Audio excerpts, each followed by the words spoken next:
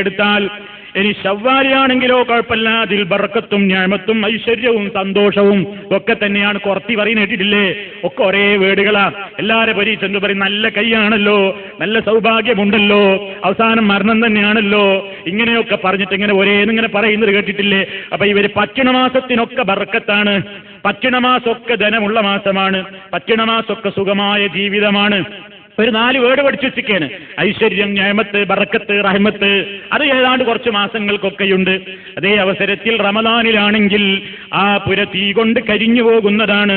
ഇനി ദുൽഖഅദിലാണെങ്കിലോ ആ പുരയിൽ ഗീബത്തും നമീമത്തും ഫസാദും ഉണ്ടാകുന്നതാണ്. അപ്പൊ പുരയിൽ ഗീബത്തും നമീമത്തും ഫസാദും ഒക്കെ ഉണ്ടാകുന്നുവെങ്കിൽ അതിന്റെ കാരണം വീട്ടിലുള്ള ആൾക്കാരെ കുഴപ്പമല്ല, വീടെടുത്ത മാസം ദുൽഖഅദായി പോയി എന്നുള്ളത് കൊണ്ടാണ്.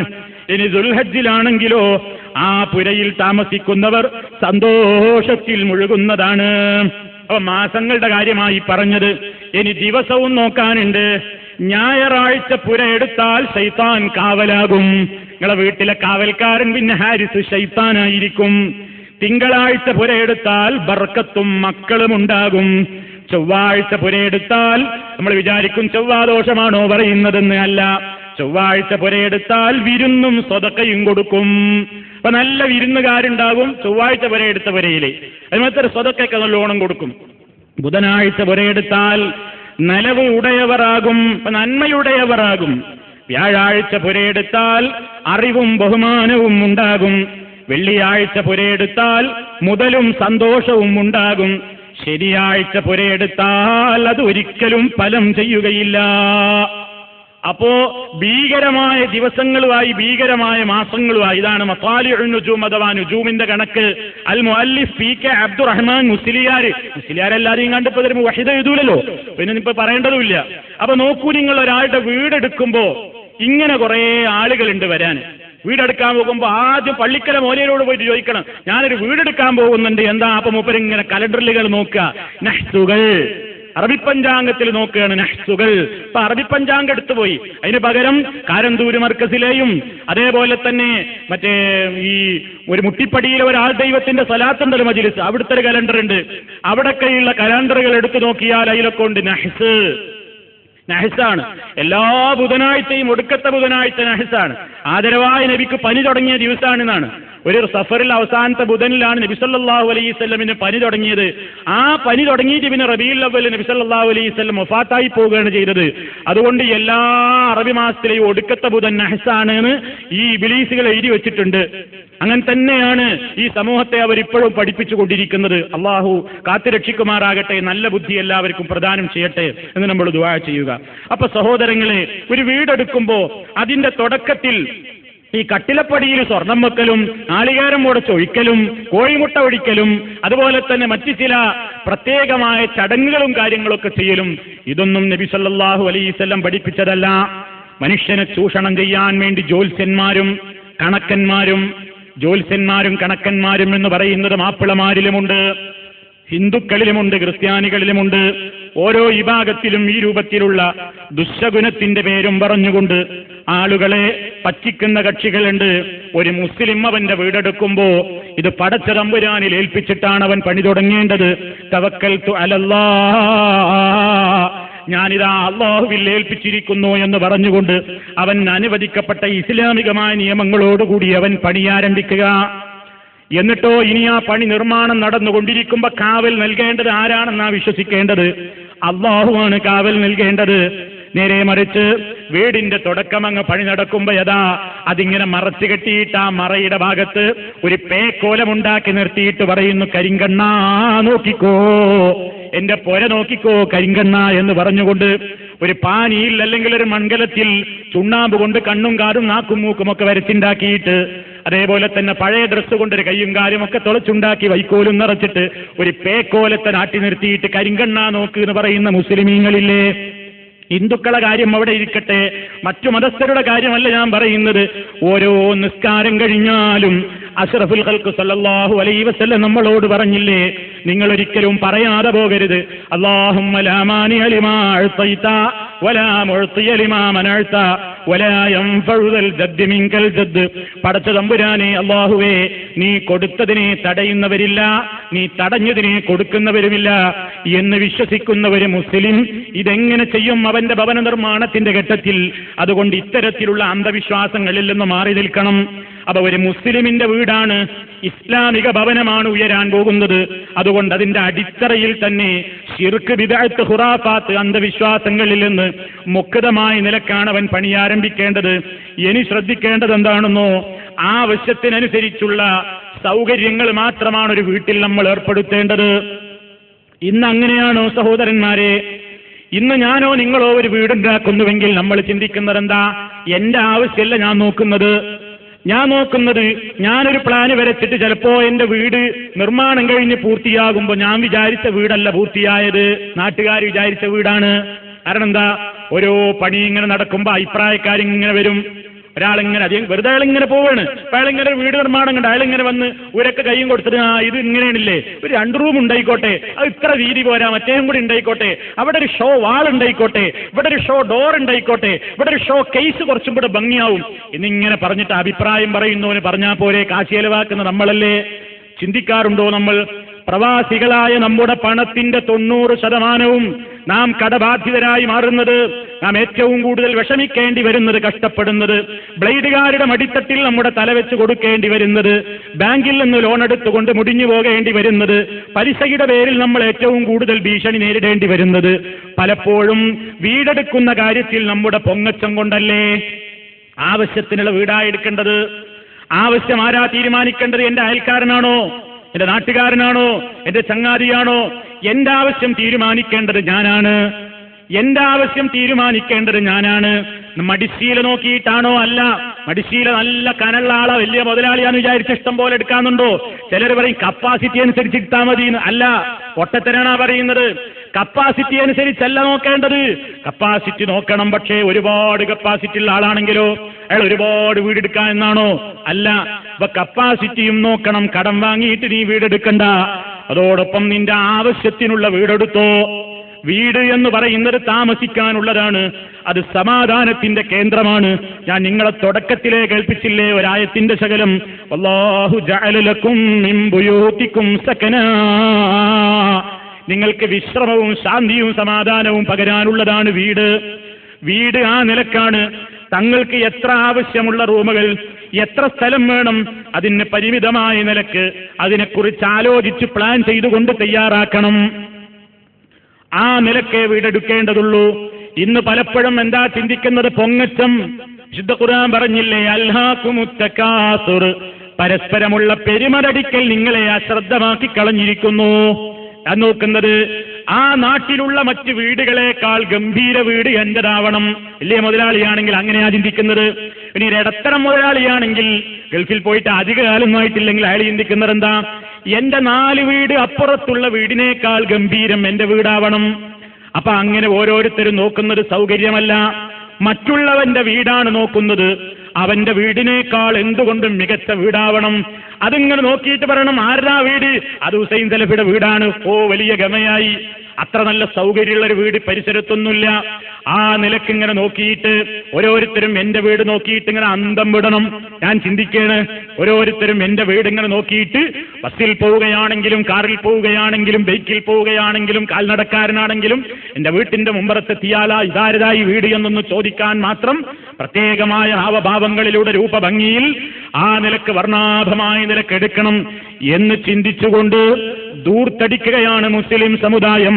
അല്ലാഹുവിന്റെ മുമ്പിൽ കണക്ക് പറയേണ്ടി വരില്ലേ? ഇന്നല്ലാഹ ലാ യുഹിബ്ബുൽ മുസ്രിഫീൻ. അല്ലാഹു ഒരിക്കലും ദൂർത്തന്മാരെ ഇഷ്ടപ്പെടുന്നതല്ല.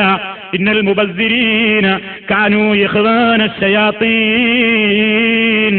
ഈ ഏറ്റവും കൂടുതൽ മേഖലയിൽ ഈ ദൂർത്തുമാരായി മാറിയിട്ടുള്ള ആളുകളില്ലേ, അത്തരത്തിലുള്ള കക്ഷികൾ അവർ ചെകുത്താന്റെ സഹോദരന്മാരാകുന്നു എന്ന് അല്ലാഹു സുബ്ഹാനഹു വ തആല മുന്നറിയിപ്പ് നൽകുന്നു. അതുകൊണ്ട് വീടിന്റെ കാര്യത്തിൽ കടബാധ്യത വേറിയിട്ട് ആൾപ്പാർപ്പില്ലാതെ എപ്പോഴെങ്കിലും തുറക്കുന്ന റൂമുകളായിട്ടൊക്കെ എത്രയോ കാലി റൂമുകൾ മാറ്റിയിടുന്ന വീടുകളില്ലേ, അതൊന്ന് ക്ലീനാക്കാൻ വരെ ആളുകളില്ല, ക്ലീനാക്കിയിട്ട് എത്തുന്നില്ല. താമസിക്കാൻ കൊല്ലത്തിലെപ്പോഴെങ്കിലും ഒരിക്കലേ ഒരു റൂം പോലും തുറക്കുന്നുള്ളൂ. അങ്ങനെയൊക്കെ മാറ്റിവെച്ചുകൊണ്ട് ആവശ്യത്തിനപ്പുറമുള്ള വലിയ വീടുകൾ എടുത്തുകൊണ്ട് കടബാധ്യതകൾ എത്തിത്തീർത്തിട്ടുള്ള, അതേപോലെ തന്നെ സുഖലോലുപതയുടെ കേന്ദ്രങ്ങളായി മാറിയിട്ടുള്ള, അതൊക്കെ മനുഷ്യന്റെ അഹങ്കാരത്തിന്റെ ലക്ഷണമാണ്. എത്രയോ വലിയ അഹങ്കാരികൾ കഴിഞ്ഞു പോയിട്ടില്ലേ, അവരൊക്കെ വലിയ മണിമാളികകൾ എടുത്തവരാണ്. ലോകത്ത് പേരുകേട്ട മുതലാളിയായിരുന്നില്ലേ ഖാറൂൻ മുതലാളി? അയാളുടെ പണത്തിന്റെ കണക്കാർക്കാ അറിയുക? വിശുദ്ധ ഖുർആൻ തന്നെ പറഞ്ഞത്, അയാളുടെ ആ പണത്തിന്റെ ഖജനാവിന്റെ താക്കോലുകൾ പോലും വഹിച്ചു കൊണ്ടുപോകാൻ വലിയ വലിയ ചുമട്ടുകാരും വലിയ സംഘങ്ങൾ തന്നെ വരുന്നു എന്ന് പറയുമ്പോ എത്രയോ വലിയവരെ മുതലാളി, അയാളിങ്ങനെ വലിയ വീടുമുണ്ടാക്കി ധിക്കാരം കാണിച്ചപ്പോ പടച്ചതമ്പുരാൻ അയാൾ ഒരിക്കലും വലുപ്പമേറിയിട്ടില്ല. റബ്ബിന്റെ പിടുത്തത്തിൽ നിന്ന് ഒരു തെമ്മാടിക്കും രക്ഷപ്പെടാൻ കഴിയില്ല. അവൻ എത്ര പണക്കാരനാണെങ്കിലും എത്ര വമ്പനാണെങ്കിലും കൊമ്പനാണെങ്കിലും അള്ളാഹുവിന്റെ പിടുത്തത്തിൽ അവർക്കൊക്കെ നിസ്സാരമാണ്. വിശുദ്ധ ഖുർആൻ എന്താ അവനെ സംബന്ധിച്ച് പറഞ്ഞത്? ഫഖസഫ്നാ ബിഹി, അവനെ നാം അങ്ങ് ആഴ്ത്തിക്കളഞ്ഞു. അവനെ മാത്രമാണോ? വബിദാരിഹി, അവന്റെ വീടിനെയും അല്ലർല ഭൂമിയിലോട്ടങ്ങ് ആഴ്ത്തിക്കളഞ്ഞു. വലിയ ധിക്കാരത്തോടുകൂടി അവൻ പടുത്തുയർത്തിയ മണിമാളികയടക്കം അവനെയും അവന്റെ കൊട്ടാരത്തെയും അവന്റെ ആ വലിയ സൗദത്തെയും അങ്ങ് ഭൂമിയിലേക്ക് അങ്ങ് വിഴുങ്ങിക്കളഞ്ഞു എന്ന് വിശുദ്ധ ഖുർആൻ പറയുമ്പോ പൊങ്ങച്ചം സഹോദരങ്ങളെ നമ്മുടെ വീടെടുക്കുമ്പോ നമ്മുടെ മനസ്സിൽ തോന്നിപ്പോകരുതെന്നാണ് ഞാൻ ഈ പറയുന്നത്. വീടെടുക്കുമ്പോ നമ്മുടെ മനസ്സിലൊരിക്കലും തോന്നരുത് ഇന്നാട്ടിൽ പേരുകേട്ട വീടെന്റെതാവണം എന്ന് ചിന്തിച്ചു പോകരുത്. അത് ഇബ്ലീസാണ് തോന്നിപ്പിക്കുന്നത്. ഈ നാട്ടിലെ ആര് കണ്ടാലും ഞെട്ടുന്ന അത്ഭുതപ്പെടുന്ന ഒരു വീടാകണം എന്ന ചിന്ത ഉണ്ടാകരുത്. അതൊക്കെയും നമ്മുടെ പൊങ്ങച്ചത്തിന്റെയും താൻ പോരിമയുടെയും അടയാളങ്ങളാണ്. അള്ളാഹു അതിലൂടെ നമുക്ക് ബറക്കത്ത് തരുന്നതല്ല എന്ന് നമ്മൾ ചിന്തിക്കണം. അപ്പൊ പൊങ്ങച്ച പ്രകടനം ഉണ്ടാകരുത്. അയൽക്കാരുമായിട്ട് ഒരു ബന്ധവും പാടില്ല എന്ന നിലക്ക് പടുകൂറ്റൻ മതിലുകൾ എടുക്കുന്ന ആളുകളില്ലേ? ചില ആളുകൾ വീടുണ്ടാക്കുന്നതിന്റെ മുമ്പ് തന്നെ എന്താ ചെയ്യുന്നത്? ഇവിടെ എന്താ നടക്കുന്നത് എന്ന് അറിയാൻ പോലും പാടില്ല. അതുകൊണ്ട് ആദ്യം നിർമ്മിക്കുന്നത് വീടല്ല, പടുകൂറ്റൻ മതിലാണ്. മതിലാവശ്യമാണ്, ഒരു മറക്കി ആവശ്യമാണ്. പക്ഷെ അതിലപ്പുറമല്ലേ പലപ്പോഴും ഉണ്ടാക്കുന്ന വലിയ മതിലുകൾ. ആ മതില് തന്നെ എന്താണെന്ന് ഒരു ഷോ മതിലാണ്. അത് തന്നെ ഒരു വലിയ പേരിനാണ്. കണ്ടോ, ആ വീടിന്റെ മതില് തന്നെ എങ്ങനെയുണ്ട്, പടിപ്പുര തന്നെ ഇങ്ങനെയുണ്ടെങ്കിൽ പിന്നെ അമ്പലം എങ്ങനെയുണ്ടാകും എന്ന ചിന്തയുണ്ടാക്കാൻ വേണ്ടി ഏറ്റവും വലിയ പേരിന് വേണ്ടി അതിനുവേണ്ടി ലക്ഷങ്ങൾ പൊടിക്കുന്ന ആളുകൾ. അതേപോലെ തന്നെ വലിയ കൂറ്റൻ ഗേറ്റുകൾ. ഇതൊക്കെ ആകാം എപ്പോ നമുക്ക് ചീത്തയായ നിയത്തില്ലെങ്കിൽ എന്ന് നമ്മൾ വിചാരിക്കരുത്. ഇതൊക്കെ ആകാ ചീത്ത നിയത്തില്ലെങ്കിൽ പറഞ്ഞാൽ അതൊക്കെ ഇസ്രാഫല്ലേ? ഇസ്രാഫിന്റെ ഒരു പ്രത്യേകമായ കാര്യം കൂടി ഗൗനിക്കണമെന്നായി പറഞ്ഞു വരുന്നത്. ഏത് ഉദ്ദേശത്തോടു കൂടിയാണെങ്കിലും ആവശ്യത്തിൽ കവിഞ്ഞുള്ള അനാവശ്യത്തിന്റെ കാര്യത്തിലേക്ക് പോയാൽ ഇന്ന് ഏറ്റവും കൂടുതൽ അതിന്റെ പേരിൽ ദുഃഖമനുഭവിച്ചു കൊണ്ടിരിക്കുന്നത് നമ്മളാണ്. അപ്പൊ വീട് നമുക്ക് ആവശ്യമുള്ള നിലക്ക് അത് അവരവരാ തീരുമാനിക്കേണ്ടത്. അവരവരാണ് തീരുമാനിക്കേണ്ടത്. അവരവരെന്ന് പറയുമ്പോൾ മുസ്ലിമാണല്ലോ വീടെടുക്കുന്നത്. മുസ്ലിം എന്ന് പറയുമ്പോൾ അവനൊരു ഐഡന്റിറ്റി ഉണ്ട്, അവനൊരു അഖീദയുണ്ട്, അവനൊരു പ്രത്യേകമായ പ്രമാണങ്ങളുണ്ട്, അവന് ചില വിധിവിലക്കുകളുണ്ട്. അതിൽ ഒതുങ്ങി നിന്നുകൊണ്ടായിരിക്കണം. ശരി, വീട് നിർമ്മാണം പൂർത്തിയായാലോ? വീട് നിർമ്മാണം പൂർത്തിയായാൽ പിന്നെ നമ്മൾ താമസിക്കുന്നു. താമസത്തോടനുബന്ധിച്ചും അതാ ചെകുത്താൻ വരുന്നു, രംഗത്ത് വരുന്നു, നമ്മളോട് പറയുന്നു ഗൃഹപ്രവേശ ചടങ്ങുകൾ നടത്തണം, അല്ലെങ്കിൽ ആപത്താണ്. എന്താ ഗൃഹപ്രവേശ ചടങ്ങ്? ഉമ്മറപ്പടിയിൽ വെച്ച് ഒന്ന് രക്തം ചിന്തണം, ഉമ്മറപ്പടിയിൽ ഒരാട്ടിനെ അറുക്കണം, അല്ലെങ്കിൽ ഒരു കോഴിയെ അറുത്തതിന്റെ ചോര ചിന്തണം, അതല്ലെങ്കിൽ ഒന്ന് മുട്ടറുക്കണം. എന്താ മുട്ടറുക്കുക എന്ന് പറഞ്ഞാൽ ബുദ്ധിമുട്ടറുക്കാണ്. എല്ലാ മുട്ടുകളും തീർന്നു പോകാൻ വേണ്ടി നാളികേരം പൊളിച്ചതിന്റെ മൊരിയൊക്കെ കളഞ്ഞിങ്ങനെ നല്ല മിനുസമുള്ള ചിരട്ടയാക്കി മാറ്റിയിട്ട് വീടിന്റെ ഉമ്മറപ്പടിക്കൽ വെച്ച് വിദഗ്ധനായ ഒരാൾ ഇങ്ങനെ പ്രത്യേകമായ മന്ത്രം ചൊല്ലിയിട്ടൊരൊറ്റ വെട്ടാണ് 2 മുറിയും ക്ലീനായി അങ്ങ് മുറിഞ്ഞു പോയാൽ എല്ലാ മുട്ടും അവസാനിച്ചിരിക്കുന്നു, സർവ്വമുട്ടുകളും മറുക്കപ്പെട്ടിരിക്കുന്നു. മറിച്ച് ശരിക്കങ്ങ് പൊട്ടിപ്പോകാതെ ചിതറിത്തെറിച്ചു പോയാലോ നിന്റെ കാര്യം അപകടത്തിലാണ് എന്ന് ചെകുത്താൻ പഠിപ്പിച്ച മുട്ടറുക്കൽ സംസ്കാരം നടത്തുന്ന വീടുകളുണ്ട്. ഇസ്ലാമികമല്ല. മുസ്ലിമേ, നീ നിന്റെ വീട്ടിലേക്ക് കിടക്കുമ്പോ പ്രത്യേകിച്ച് വീട് താമസമാക്കുമ്പോൾ പ്രത്യേക ചടങ്ങുകളൊന്നും തന്നെയില്ല. പ്രത്യേക ചടങ്ങുകളൊന്നും തന്നെയില്ല. ചില ആളുകൾ എന്തു പറയുന്നു? ആദ്യം കൊണ്ടുപോയിട്ട് ഒരു ഉപ്പിന്റെ കലം കൊണ്ടുപോയി വെക്കുന്ന ആളുകളുണ്ട്. ആദ്യം കൊണ്ടുപോകേണ്ടത് ഉപ്പാണ്. എന്താ ഉപ്പിന് വലിയ വഞ്ഞാവോ? ആദ്യം ഉപ്പ് കൊണ്ടോ, ഇത് സമൃദ്ധമായ ഉപ്പിന്റെ. വേറെ ചിലരെന്ത് ചെയ്യും? നിറഞ്ഞ പറയിൽ ഇങ്ങനെ നിറഞ്ഞു തുളുമ്പി നിൽക്കുന്ന നെൽമണിയും നെൽക്കതിരുമൊക്കെ. ഓ, ഐശ്വര്യത്തിന്റെയും സമ്പൽ സമൃദ്ധിയുടെയും കണിയല്ലേ കണ്ടത്? വാതിലങ്ങ് തുറന്നു നോക്കുമ്പോ നിറവറയും വിളക്കുമാണ് കാണുന്നത്. ഹിന്ദുക്കളാണെന്ന് വിചാരിക്കുന്നുണ്ടോ? മാപ്പിളയുടെ കാര്യമായി പറയുന്നത്. അങ്ങനെ നിറവറ കാണുന്ന ആളുകളില്ലേ? ഒരു നിലവിളക്കിന് കുഴപ്പമില്ലല്ലോ. അമ്പലത്തിലെ നിലവിളക്ക് ദർഗയിലുമില്ലേ? അതേ നിലവിളക്ക് തന്നെ പള്ളികളിലുമില്ലേ? അപ്പൊ ആ നിലക്ക് വിളക്ക് എന്ന് പറയുന്നത് ഞങ്ങൾക്ക് അതിനോട് പ്രത്യേകിച്ച് മഹബത്തൊന്നും ഉണ്ടായിട്ടല്ല, ആരാധനാ മനോഭാവവുമില്ല. ഈ വീട്ടിലൊന്നും പ്രകാശം ചൊരിയട്ടെ എന്നതിന്റെ പ്രതീകമായിട്ടാ ഞങ്ങൾ വിളക്ക് കൊളുത്തുന്നത് എന്ന് പറയുന്ന ദേശീയ മുസ്ലിമീങ്ങളില്ലേ, ഹാഫ് മുസ്ലിമീങ്ങളില്ലേ, ഈമാൻ ഹൃദയത്തിലേക്ക് കടന്നിട്ടില്ലാത്ത പേരിൽ മാത്രം മുസ്ലിമീങ്ങളായ കക്ഷികളില്ലേ? ഇസ്ലാം അത് അംഗീകരിക്കുന്നില്ല കേട്ടോ. ഇനി അടുക്കളയിൽ ആദ്യം പാകം ചെയ്യേണ്ട കാര്യം എന്താ? പാലാണോ? പാലുകാച്ചൽ ചടങ്ങ്. അതെ, ആദ്യമായി പാലാകാച്ചേണ്ടത് അതിന് പറയുന്നു മുഹമ്മദ് മുസ്തഫ സല്ലല്ലാഹു അലൈഹി വസല്ലമിന് ഇഷ്ടപ്പെട്ട ഭക്ഷണം പാലായിരുന്നു പോലും. ഞാനാദ്യം പാല് കാച്ചാൻ പറഞ്ഞ് എത്ര സഹാബിമാര് വീടുണ്ടാക്കി, ചെറുതും വലുതുമായ വീടുകൾ ഉണ്ടാക്കിയില്ലേ നബി സല്ലല്ലാഹു അലൈഹി വസല്ലമിന്റെ സഹാബിമാര്? നബി സല്ലല്ലാഹു അലൈഹി വസല്ലം തന്നെയും സഹാബ് നബിയുടെ ഭാര്യമാരെയും കൂട്ടി ചെറിയ ചെറിയ ഹുജറകളായിരുന്നല്ലോ. ആ ചെറിയ റൂമുകളിലേക്ക് താമസം മാറ്റുമ്പോ അവിടെ ആദ്യം ഉണ്ടാക്കിയ ഭക്ഷണം പാലാണെന്ന് ഹദീസിൽ വന്നിട്ടുണ്ടോ? ഉണ്ടെങ്കിൽ അതല്ലേ നമുക്ക് മാതൃക. അപ്പൊ ആദ്യം ഉണ്ടാക്കുന്നത് പാലാഞ്ഞ് ഒരാൾക്ക് ആദ്യമായിട്ട് പാല് കുടിക്കണം തോന്നുകയാണെങ്കിൽ പാല് കാച്ചിക്കോട്ടെ എന്നതല്ലാതെ പാല് കാച്ചിൽ കഴിഞ്ഞോ എന്നാ ചോദിക്കുന്നത്. പാല് കാച്ചിൽ കഴിഞ്ഞോ ചോദ്യം ചോദിച്ചാൽ എന്താ അർത്ഥം? അടുക്കളയിൽ തീ പൂട്ടിയോ എന്നാ ചോദ്യം. അപ്പൊ ആദ്യം അടുക്കളയിൽ ഉണ്ടാകേണ്ടത് പാല്. ഇത് കുടിക്കാനാണോ? ഈ വിഡ്ഢി പലപ്പോഴും എന്തിനാ 2 ലിറ്റർ പാല് കൊണ്ടുവരും. 2 ലിറ്റർ പാല് കൊണ്ടുവന്നിട്ട് ഈ 2 ലിറ്റർ തിളപ്പിക്കാൻ പറ്റാത്തൊരു പാത്രത്തിൽ ഒഴിച്ചിട്ട് ഇത് സമൃദ്ധിയുടെ ലക്ഷണമായിട്ട് എന്താ കാണുന്നത്? ഇവൻ അതും തീയും ഓണാക്കിയിട്ട് ഇങ്ങനെ കാത്തു നിൽക്കണത്. ഈ 1 ലിറ്ററിന് വലിയ വിലയും കൊടുത്ത പാലിങ്ങനെ തിളച്ചിങ്ങനെ അടുപ്പിലേക്ക് തൂവിപ്പോകുന്നത് നോക്കി നിൽക്കുന്ന വിഡ്ഢി. എന്താ? ഓ, ഈ വീട് സമ്പൽ സമൃദ്ധിയുടെ അടയാളമാകാൻ പോവുകയാണ്. എന്താ? പാലല്ലേ തിളച്ചിങ്ങനെ ഒഴുകുന്നത്. ഇതുപോലെ ഇവിടുത്തെ ജീവിതം പാലുപോലെ വെളുത്ത ശുഭ്രമായ സമൃദ്ധമായ ജീവിതമാകുമ്പോലും മാപ്പിള ഇവനെ മാപ്പിള എന്ന് വിളിക്കണോ? ഇവനെ മുസ്ലിം എന്ന് വിളിക്കണോ? ഈ നിലക്കുള്ള കാര്യങ്ങൾ. എന്നിട്ടോ ആദ്യമായി കിണറിന്റെ കൊട്ടത്തളത്തിൽ ഒരു പെണ്ണ് വഴുതി അങ്ങ് വീണു. അപ്പൊ എന്തേ? പാലുകാച്ചൽ ചടങ്ങുണ്ടായില്ല പോലും കേട്ടോ. ആദ്യം ഒന്ന് വഴുതി വീണു, വഴുതിയിട്ടൊന്ന് വീണ് കാലൊന്ന് ഉളുക്കി. എന്തേ? അവിടെ പാലുകാച്ചലുണ്ടായില്ല. ഇതാ ഞങ്ങൾ പറയുന്നത് പാലുകാച്ചൽ. അപ്പൊ മുഹമ്മദ് മുസ്തഫ സല്ലല്ലാഹു അലൈഹി വസല്ലമിന് ഇഷ്ടപ്പെട്ട ഭക്ഷണമാണ് പാല് എന്നുള്ള നിലക്കാണോ ആ ചെയ്തത്? അല്ല, ഇബ്ലീസ് അവിടെ തന്നെ മാറ്റി പറഞ്ഞില്ലേ? അപ്പൊ ഈ നിലക്കുള്ള ചടങ്ങുകൾ ചെയ്യുന്നു, നമ്മൾ അതിനെതിരാണ്.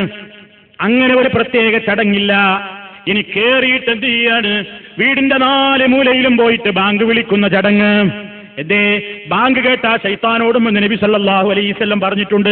അത് നീ സമയത്തിന് കൊടുക്കുന്ന ബാങ്കാണ് ആ പറഞ്ഞത്.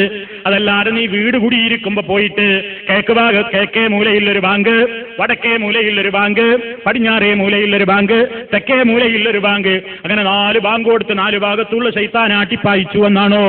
ചെകുത്താന് നിന്റെ വീട്ടിൽ കുടിയിരുത്തുന്ന ഈ ബാങ്ക് കൊടുത്തോണ്ട് പോകുന്നതല്ല. നിന്റെ വീട്ടിലെ സംസ്കാരമാണ് ശൈത്താൻ വേണോ വേണ്ടേ എന്ന് തീരുമാനിക്കപ്പെടുന്നത്. അതുകൊണ്ട് വീട് കൂടൽ ചടങ്ങിന്റെ അന്ന് പ്രത്യേകമായൊരു ചടങ്ങില്ല. വേറെ ചില ആളുകൾ പറഞ്ഞു കൊടുക്കുന്നു. എന്ത്? സുബഹി നിസ്കാരം വീട്ടിൽ വെച്ച്.